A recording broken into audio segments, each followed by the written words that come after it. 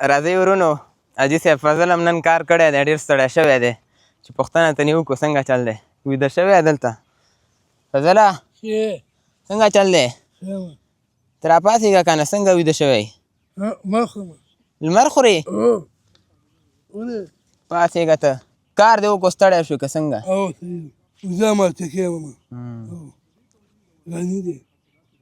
ستړی شو کار دې وکړو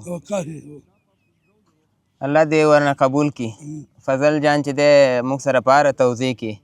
موږ په شینوارو په چراګام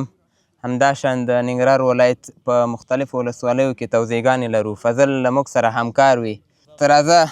په دې پیکج کې څه لرو رومه دی وره دی دا دی اوبه دی غوړي دی وزې دی ورو دی بین دی کې دی